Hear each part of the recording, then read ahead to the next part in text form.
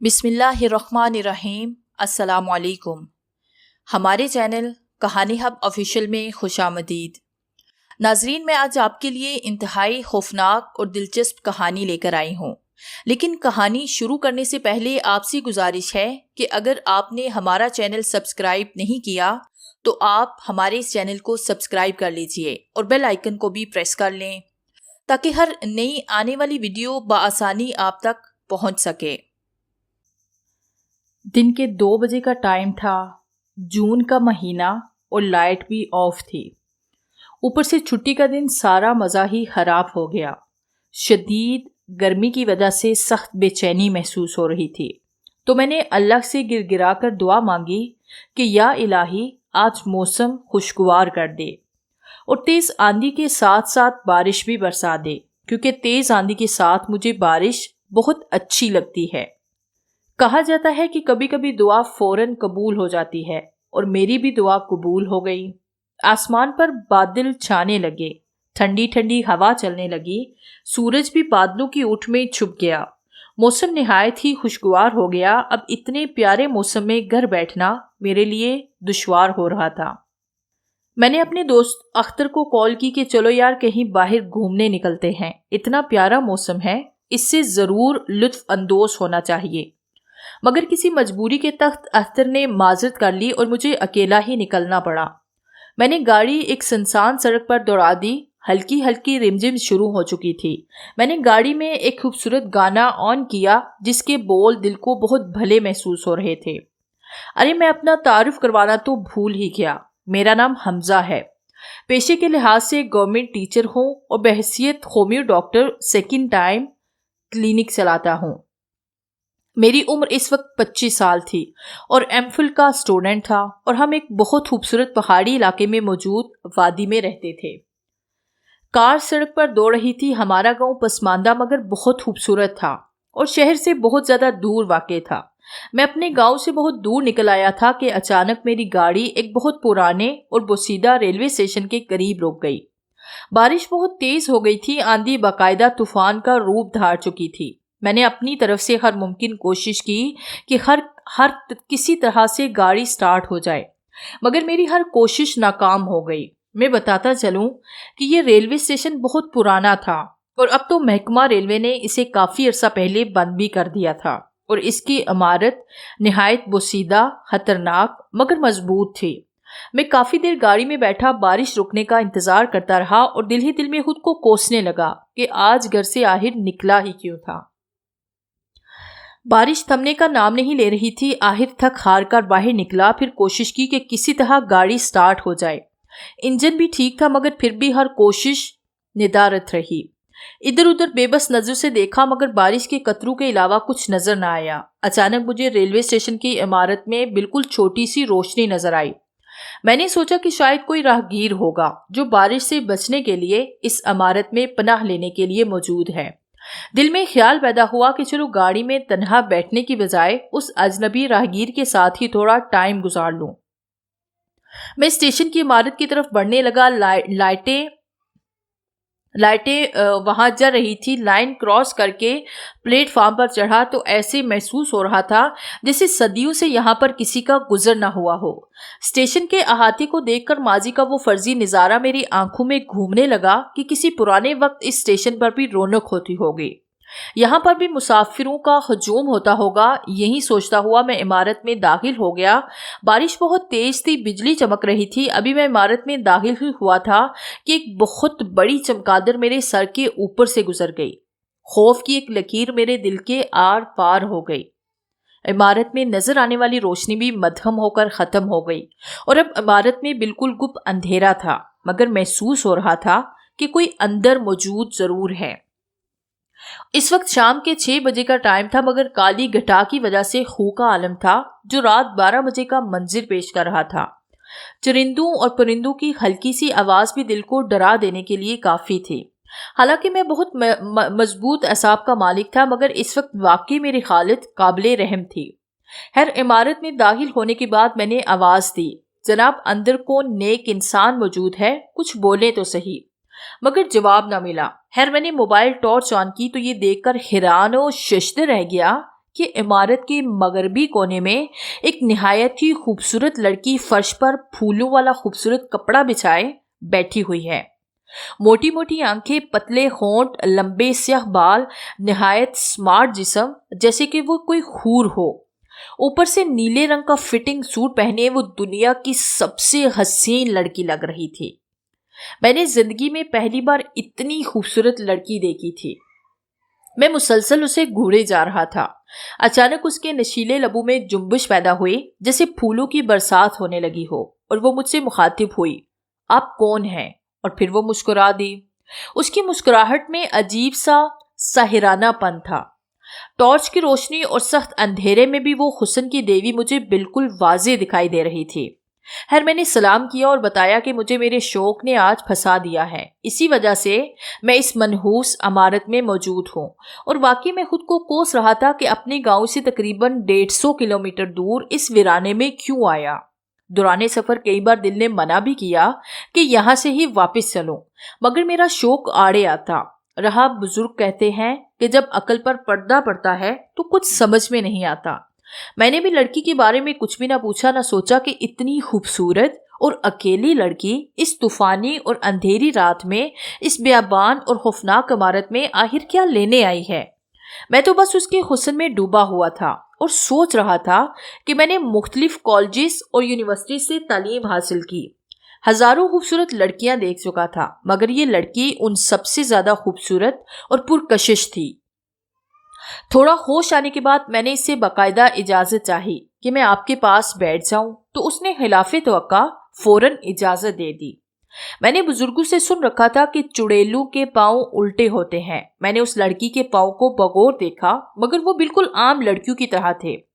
Fitting کپڑوں میں ملبوس اس لڑکی کا انگ انگ میرے دل پر بجلیاں گرا رہا تھا۔ اس کے ہاتھ اتنے سفید تھے کہ فوراً پکڑ کر چومنے کو دل کر رہا تھا۔ خیر، تھوڑی سی رسمی باتوں کے بعد میں نے اس حسینہ کا اس سے تعارف پوچھا اور اس عمارت میں ٹہرنے کا سبب پوچھا، تو اس نے جواب دیا، باؤ جی، میرے گھر میں صرف میں اور میرے والد رہتے ہیں، باقی سب اوپر کو سدھار گئے ہیں۔ میرے والد کسی کام کے سلسلے میں شہر گئے ہوئے ہیں، میں بھی کسی اہم کام سے گاؤں سے باہر آئی تھی، مگر بارش نے اس عمارت میں زبردستی دھکیل دیا۔ اس لڑکی نے اپنا نام نازلی بتایا تھا۔ میں نے اٹھ کر بنا دروازے کے کھڑکی سے جھانک کر باہر دیکھا کہ بارش کی کیا صورتحال ہے، مگر بارش تھمنے کی بجائے بہت تیز ہو رہی تھی۔ بجلی کی گڑگڑاہٹ خوفناک منظر پیش کر رہی تھی۔ کچھ ہی دیر میں ہم آپس میں گل مل گئے اور کھل کر باتیں کرنے لگے۔ میں ایک پڑھا لکھا، باضمیر اور باشعور انسان ہوں، مگر مجھے ایسے محسوس ہو رہا تھا جیسے میرے دل و دماغ پر کسی نے قبضہ کر لیا ہو۔ ہماری عام گفتگو دھیرے دھیرے دوستانہ رویہ اختیار کر گئی، اور ہمیں ایسے محسوس ہو رہا تھا جیسے ہم صدیوں سے ایک دوسرے سے آشنا ہیں۔ میرے موبائل فون کی بیٹری ڈیڈ ہو گئی۔ نازلی کے پاس موبائل فون نہیں تھا۔ اب میں اپنے گھر اطلاع کرنے سے بھی قاصر تھا۔ یقیناً میرے گھر والے میری وجہ سے بہت پریشان ہوں گے، مگر بارش نے تو شاید آج پوری رات برسنے کی ٹھان لی تھی۔ ہر طرف پانی دریا کا منظر پیش کر رہا تھا جو بجلی کی چمک سے دکھائی دیتا تھا، مگر خوش قسمتی سے عمارت اونچی جگہ پر ہونے کی وجہ سے ہم پانی سے محفوظ تھے۔ جون کے مہینے میں بھی ہمیں سردی کا احساس ہو رہا تھا۔ موبائل فون بند ہونے سے ٹائم کا پتہ نہ چل سکا کہ کتنا ٹائم بیت چکا ہے، مگر بھوک کا احساس ہونے لگا۔ ویسے میری گاڑی میں ہلکا پھلکا کھانے کا سامان ہمیشہ موجود رہتا ہے، مثلاً کولڈ ڈرنک، بسکٹ، کیک اور نمکو وغیرہ۔ میں نے ہمت کر کے گاڑی سے سامان نکالا اور ہم دونوں نے مل کر وہ کھایا۔ باتوں ہی باتوں میں شاید رات کا ایک پہر گزر چکا تھا۔ میں نے نازلی سے پوچھا کہ آپ کے گھر تو کوئی نہیں، مگر کوئی پڑوسی وغیرہ تو پریشان ہوں گے کہ آپ گھر نہیں پہنچی، اور ویسے آپ کے گاؤں کا فاصلہ یہاں سے کتنا ہے؟ شاید وہ آپ کو ڈھونڈنے یہاں تک آ جائیں۔ اس نے جواب دیا، جناب، غریبوں کی کسی کو کوئی فکر نہیں ہوتی۔ ہمارے گاؤں والے ویسے بھی تماشا دیکھنے والا مزاج رکھتے ہیں، اور ہمارا گاؤں یہاں سے 2 کلومیٹر کے فاصلے پر ہے۔ بارش نے آج حیران کر دیا، تیز سے تیز اور طوفان بھی ایسا کہ دل ڈر کے مارے ڈوبنے لگتا، مگر ایک حسینہ کی موجودگی میں ڈر بھی دور بھاگ گیا۔ ہم دونوں بیٹھے بیٹھے تھک گئے۔ ویسے بھی نیچرلی طور پر انسان آخر کتنی دیر تک بیٹھ سکتا ہے؟ پھر نازلی نے خود ہی مجھ سے کہا، جناب جس کپڑے پر ہم بیٹھے ہیں یہ کافی بڑا ہے جس پر ہم دونوں آرام سے لیٹ سکتے ہیں، اس لیے فکر مند ہونے کی ضرورت نہیں۔ میں نے کہا، یہ تو بہت اچھی بات ہے۔ پھر ہم تھوڑی دیر بعد ذرا فاصلے پر لیٹ گئے۔ موسم بہت سہانا تھا، اتنا پیارا کہ اظہار کے لیے الفاظ نہیں۔ ہمیں لیٹے ابھی تھوڑی دیر ہی ہوئی تھی کہ نازلی اور میں کچھ اور ہی سوچ رہے تھے۔ میں نے اپنے دل کو بہت سمجھایا، میرا دل و دماغ بالکل میرا ساتھ نہیں دے رہا تھا۔ میں مکمل طور پر بے اختیار اور بے بس ہو چکا تھا، مجھے بالکل بھی کوئی ہوش نہ تھا۔ اسی لمحے نازلی میرے بالکل پاس آ کر لیٹ گئی۔ وہ حسن کی دیوی، پری صورت، حسن کا خزانہ، واقعی ایک کرشمہ نظر آ رہی تھی۔ گپ اندھیرے میں جب بھی بجلی چمکتی اس کا حسن مجھے تڑپا کر رکھ دیتا، پھر اس کا قرب مجھے میری سانسوں تک محسوس ہونے لگا۔ پھر اس نے دھیرے دھیرے میرے سر پر ہاتھ پھیرنا شروع کر دیا، پھر گلے سے لگا لیا۔ مجھے ایسے محسوس ہوا جیسے کسی نے مجھے بے ہوشی کی دوا دی ہو۔ میں بالکل ہوش سے بیگانہ بے سود چپ چاپ لیٹا رہا۔ میں بالکل ہیپاٹائزم ہو چکا تھا، وہ مجھے روبوٹ کی طرح کنٹرول کر رہی تھی۔ میرے ہونٹ جیسے سی دیے گئے ہوں، مجھے ایسے لگ رہا تھا جیسے میرے خون میں آگ دوڑ رہی ہو۔ ایک بہت ہی عجیب صورتحال سے میں دوچار ہو چکا تھا۔ رات کا تیسرا پہر چل رہا تھا، بارش اپنے عروج پر تھی۔ نازلی مجھ سے لپٹ کر بوسو کنار میں مصروف تھی، اور پھر دھیرے دھیرے وہ سب کچھ ہو گیا جس کا میں نے زندگی میں تصور تک نہ کیا تھا۔ باتوں اور عمل میں فرق ہوتا ہے۔ یہ حادثہ میرے ساتھ زندگی میں واقعی پہلی بار پیش آیا تھا۔ میں کبھی سوچ بھی نہیں سکتا تھا کہ میں اتنی نیچ حرکت بھی کر سکتا ہوں۔ ندامت کی وجہ سے مجھے خود سے گن آ رہی تھی۔ میں خود اپنی ہی نظروں میں بری طرح سے گر چکا تھا۔ تھوڑا سنبھلنے کے بعد جب میں ہوش میں آیا تو اٹھ کر فوراً کپڑے پہنے اور آدھی بچھی چادر خوشو خاص سے گم نازلی پر ڈال دی۔ پھر نہ جانے کب نیند کی آغوش میں چلا گیا۔ جب میری آنکھ کھلی تو بارش تھم چکی تھی اور آسمان پر دھوپ نکل چکی تھی۔ حیران کن طور پر نازلی مجھے کہیں بھی نظر نہ آئی۔ میں فوراً وہاں سے باہر نکلا، بہت دوڑ دھوپ کی، مگر وہ کہیں نظر نہ آئی۔ میں نے سوچا کہ یہ کیا منظر ہے، کہ کہیں میں نے رات کو کوئی خواب تو نہیں دیکھا۔ اسی کشمکش اور بے دہانی میں ایک بار پھر عمارت میں داخل ہوا تو یہ دیکھ کر حیران ہو گیا کہ رات جس کپڑے پر ہم سوئے تھے وہ موجود تھا، اور کچھ نشانات کی موجودگی نے رات کے واقعات پر سچائی کی مہر ثبت کر دی۔ میں سخت پریشانی کے عالم میں تھا کہ آخر وہ گئی کہاں۔ میں نے فوراً اس کے گاؤں جانے کا ارادہ کیا، جس کا سبب بس میرے دل میں اس کی چاہت تھی۔ میں ہر حال میں اسے دیکھنے کا متمنی تھا، بلکہ یہ کہنا زیادہ درست ہوگا کہ میں اس کے پیار میں دیوانہ ہو چکا تھا۔ مگر اچانک گھر والوں کا خیال آیا کہ وہ رات بھر مجھے ڈھونڈتے ڈھونڈتے پاگل ہو گئے ہوں گے۔ پھر میں نے فوراً گاڑی کی طرف توجہ کی۔ جانتا تھا کہ گاڑی خراب ہے، مگر پھر بھی آخری کوشش کی، اور حیرت انگیز طور پر گاڑی فراٹے بھرتی ہوئی واپسی کی راہ پر دوڑنے لگی۔ گھر پہنچ کر دروازے پر دستک دی۔ امی نے دروازہ کھولا اور مجھے دیکھ کر رونے لگی، اور بقیہ گھر والوں کو خوشی سے میرے آنے کی اونچی آواز میں نوید سنانے لگی کہ دیکھو حمزہ آیا ہے۔ سب فیملی والے مجھے دیکھ کر بہت خوش ہوئے، اور مجھ سے ابو نے کہا، بیٹا ہم نے تمہیں کہاں کہاں تلاش نہیں کیا، تمہارے سب دوستوں اور اپنے سب رشتہ داروں سے دریافت کیا، مگر تمہاری کوئی خبر نہ ملی۔ تمہارے دوست اختر نے کہا کہ حمزہ نے مجھے لانگ ڈرائیو پر جانے کا کہا تھا، مگر میں بحالت مجبوری اس کے ساتھ جا نہ سکا، تو ہم نے اختر کے ہمراہ تمہیں تلاش کرنے کی ہر ممکن کوشش کی، مگر ہمیں مایوسی کے علاوہ کچھ بھی نہ ملا۔ میں نے امی سے کہا، آپ سب کی فکر اور پریشانی اپنی جگہ جائز ہے۔ بارش اور طوفان کی وجہ سے پہاڑی علاقے میں پھنس جانا عام سی بات ہے۔ آخر ایک رات کی تو بات تھی، اتنا پریشان ہونے کی کیا ضرورت تھی؟ سمجھ جاتے کہ تیز بارش کی وجہ سے کہیں پھنس گیا ہوگا، صبح آ جائے گا۔ امی سے پہلے ابو بول اٹھے، حمزہ تمہارا دماغ تو خراب نہیں ہو گیا؟ تم ایک رات کی بات کر رہے ہو اور آج تم پورے 21 دن بعد گھر آئے ہو۔ مجھے یہ بات سن کر حیرت کا ایک شدید دھچکا لگا اور میں تقریباً اچھل پڑا۔ والدین کے ڈھیروں سوالات کے جوابات دینے کی بجائے میں نے ٹال مٹول کر کے بات ختم کی، جس میں مجھے کافی دشواری پیش آئی، مگر میں نے انہیں ہمیشہ کی طرح اپنی باتوں اور دلائل سے قائل کرنے کی کوشش کی۔ مگر ابو کسی گہری سوچ میں پڑ گئے، البتہ بقیہ لوگ مکمل طور پر مطمئن ہو گئے۔ میں بہت پریشان اور حیران تھا۔ دوڑ کر واپس اسی ریلوے اسٹیشن پر جانا چاہتا تھا، مگر گھر والوں کی وجہ سے نہ جا سکا۔ رات ہوتے ہی چپکے سے میں گھر سے نکلا اور فوراً اسی منزل کی طرف چل دیا۔ میں نہیں جانتا تھا کہ نازلی آج کی رات شاید مجھے نہ ملے، کیونکہ ضروری نہیں کہ ہر رات ملن کی رات ہو، مگر اصل بات تو یہ تھی کہ میں اس حسینہ پر دل ہار بیٹھا تھا۔ مجھے اس سے محبت ہو گئی تھی۔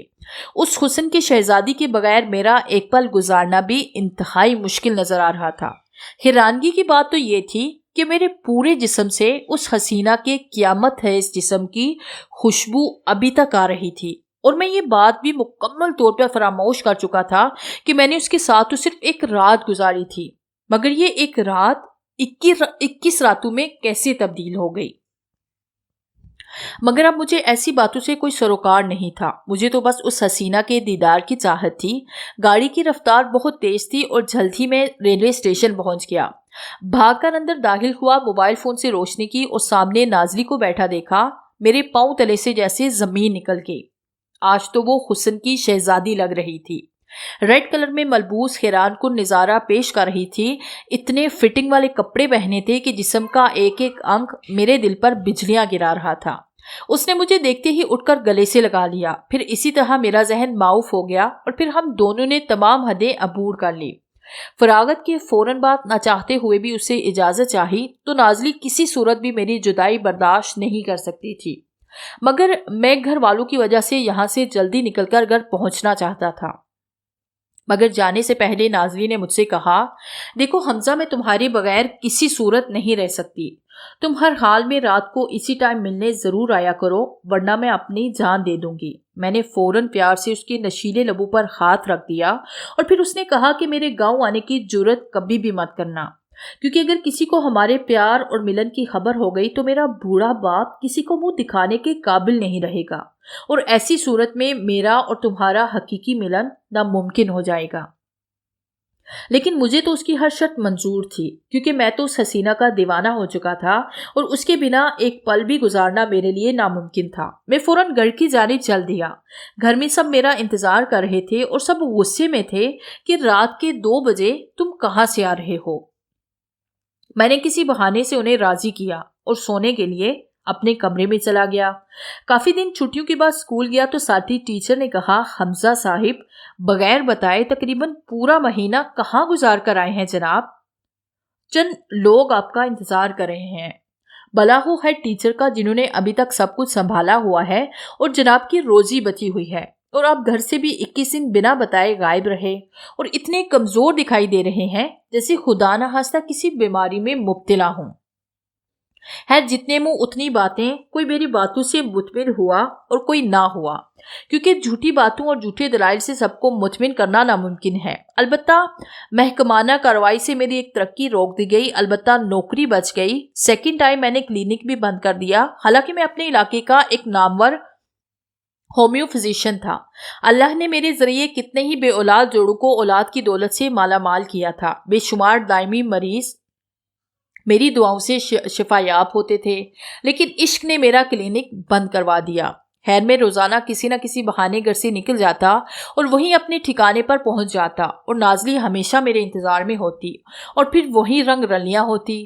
کئی بار اسکول سے منت سماجت کر کے چھٹیاں لی اور تعلیمی ٹور کا بہانہ کر کے کئی روز نازلی کے پاس رہتا، اور اسی طرح دن ہفتوں اور ہفتے مہینوں میں تبدیل ہو گئے۔ اور اسی دوران کئی بار میں نے نازلی سے شادی کا کہا کہ میں اپنے والدین کو رشتے کے لیے تمہارے گھر بھیجتا ہوں، مگر وہ ہمیشہ مسکرا کر کہتی، ابھی وقت نہیں آیا، جب وقت آئے گا تو تمہیں بتا دوں گی، اور میں نہ چاہتے ہوئے بھی لب سی لیتا۔ ادھر گھر والوں نے بچپن ہی سے میرے ماموں کی بیٹی سے میری منگنی طے کی ہوئی تھی، جسے میں نے کبھی تسلیم نہیں کیا تھا، لیکن اب ماموں کی جانب سے شادی کے لیے ہم لوگوں پر کافی دباؤ تھا، مگر میں تو نازلی کو اپنا سب کچھ مان چکا تھا۔ امی کو اعتماد میں لے کر نازلی کے متعلق بات کی تو انہوں نے فوراً منع کر دیا اور کہا کہ تمہاری ممانی پہلے ہی دمے کی مریض ہیں، میں انہیں مزید دکھ نہیں دے سکتی، اور بیٹا تم کسی اجنبی کی خاطر میرے بھائی کو مجھ سے جدا نہیں کر سکتے۔ دوسری جانب میں نے نازلی سے بہت کہا کہ میرے گھر والے کے حالات ہمارے بارے میں سازگار نہیں، پلیز شادی کا کوئی راستہ نکالو۔ میں نے اس کی محبت میں اندھے پن کا مظاہرہ کرتے ہوئے کورٹ میرج کا بھی آپشن دیا، کہ اگر تمہارے ابو نہیں مانتے تو میں ان کے پاؤں پکڑ کر تمہیں مانگ لوں گا، مگر اس نے مجھے نہ صرف ابھی منع کر دیا بلکہ میری تمام باتوں کو ہوا میں اڑا دیا۔ مجھے بڑا دکھ ہوا، نازلی سے پوچھنا چاہا کہ آخر کون سی بات یا مجبوری ہے جو تم مجھ سے شادی کی حامی نہیں بڑھتی، مگر وہ ہمیشہ ساحرانہ مسکراہٹ سے بات ٹال دیتی، مگر میں اس کی محبت میں گم کچھ کہہ نہ پاتا۔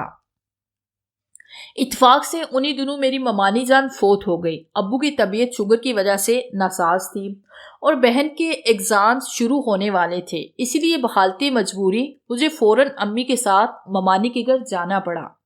ماموں کا گاؤں ہمارے شہر سے تقریباً 500 کلومیٹر کے فاصلے پر تھا اور اسی وجہ سے ہم سالوں سال بعد ہی وہاں جاتے تھے، اور ممانی کی وفات پر جانا ضروری تھا، اور نازلی کے پاس موبائل فون کی عدم موجودگی کی وجہ سے میرا اس سے رابطہ نہ ہو سکا۔ خیر ممانی کے گھر ہمیں 5 دن لگ گئے اور میرے لیے یہ دن قیامت سے کم نہیں تھے۔ پوری رات میں جا کر گزارتا میری منگیتر سائمہ دل و جان سے میری خدمت کرتی۔ ماں کی فوتگی کے باوجود وہ ہر طرح سے میری خدمت کرتی۔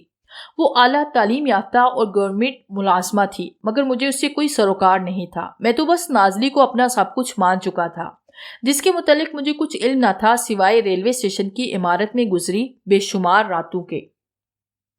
خدا کر کے ہم گھر واپس آئے اور میں نے رات ہوتے ہی دوستوں کا بہانہ کر کے ریلوے اسٹیشن کی راہ لی، مگر گھنٹوں انتظار کرنے کے باوجود بھی نازلی مجھے کہیں نظر نہ آئی، اور میں آدھی رات کو گھر پلٹا۔ پھر روزانہ میں وہاں جاتا مگر نازلی مجھے نہ ملتی۔ کئی بار دل میں خیال آیا کہ اس کے گاؤں چلا جاؤں، مگر پھر اس کے بوڑھے باپ کی عزت کی خاطر اور نازلی کی جدائی سے ڈر کر بڑھتے ہوئے قدموں کو روک لیتا۔ اسی طرح 20 دن گزر گئے اور میری حالت غیر ہونے لگی۔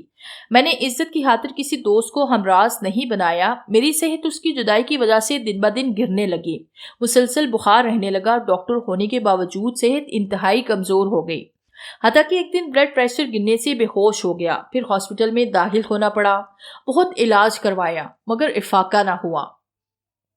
آخر ڈاکٹرز نے کچھ وٹامن کی گولیاں لکھ کر دی اور یہ کہہ کر ہاسپٹل سے ڈسچارج کر دیا کہ رپورٹس بالکل نارمل ہے، کمزوری ہے، آرام آ جائے گا۔ اب میرے صبر کا پیمانہ لبریز ہو گیا تھا۔ میں نے اسکول میں چھٹیوں کے لیے محکمہ میں 1 مہینے کا میڈیکل بنوا کر دیا اور ایک دن ہمت اور جرأت سے کام لے کر نازلی کے گاؤں کی طرف چل دیا۔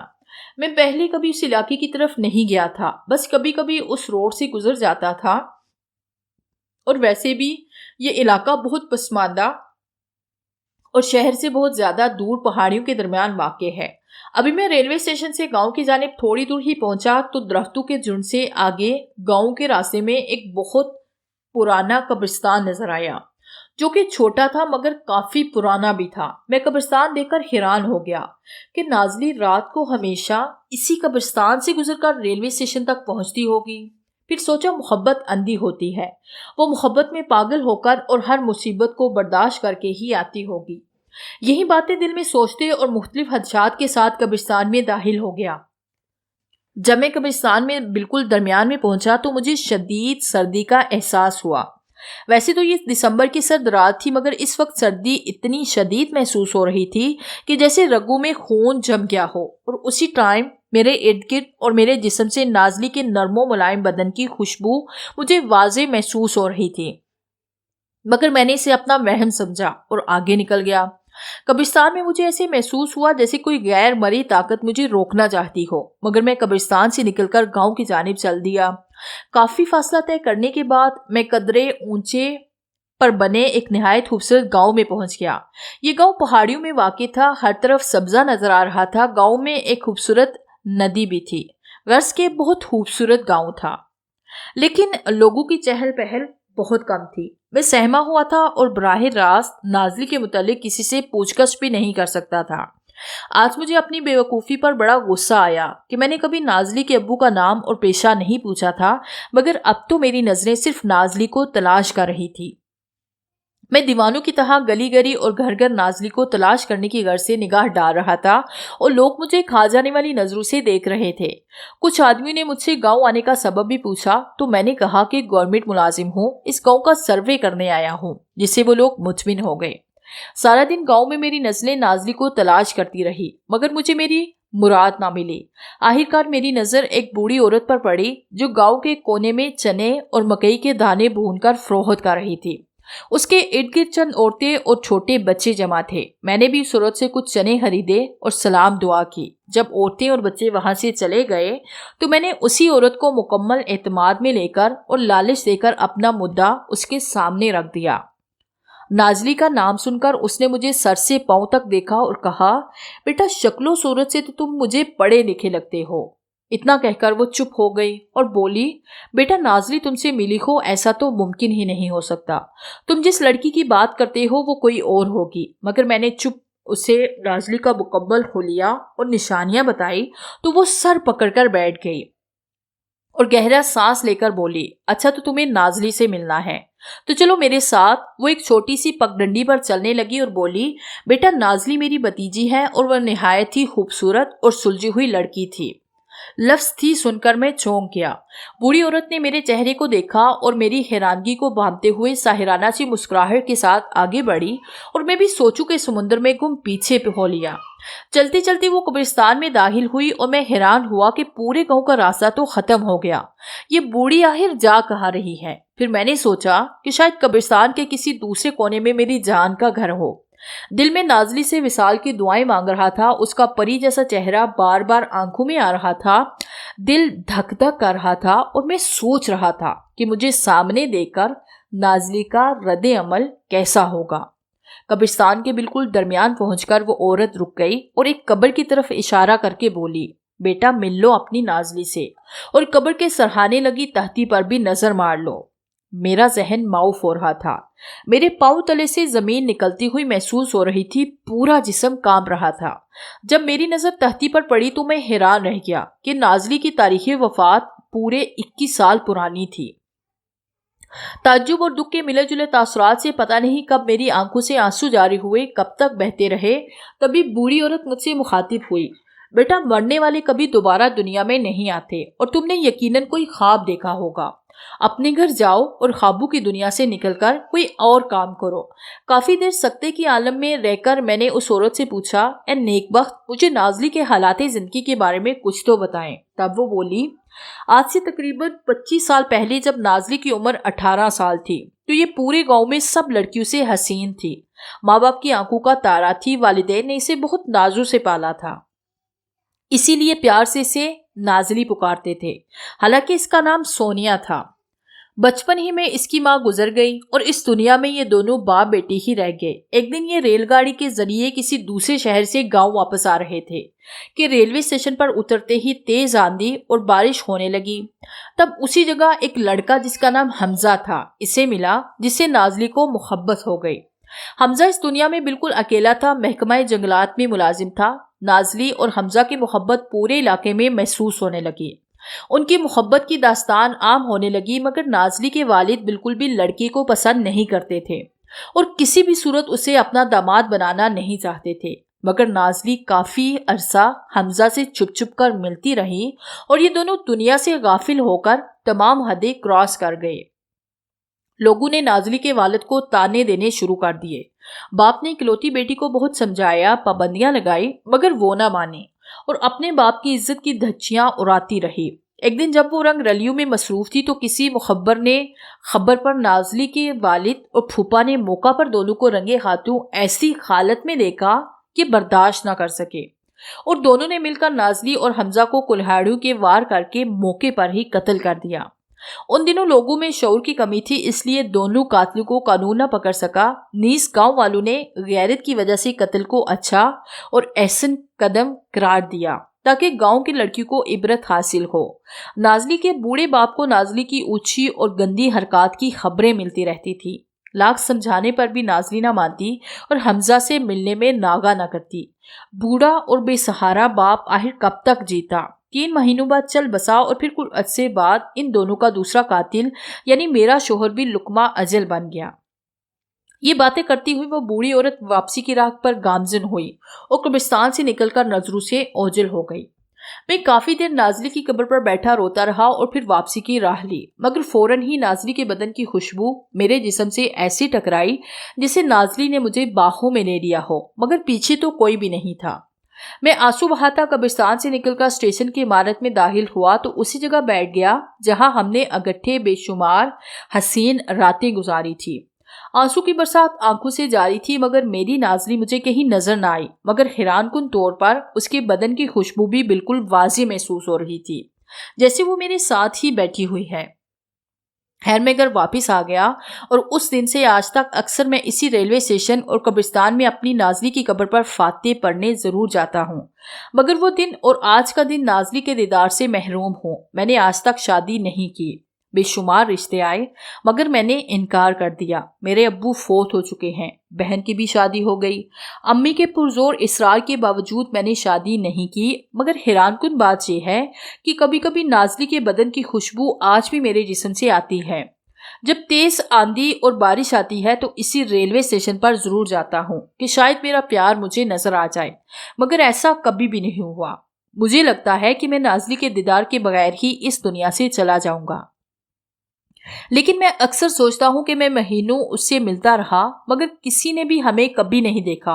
और पहली रात 21 रास्तों में कैसे तब्दील हो गई। और अगर वो कोई रूह थी तो मेरा उससे जिस्मानी मिलाप कैसे होता रहा।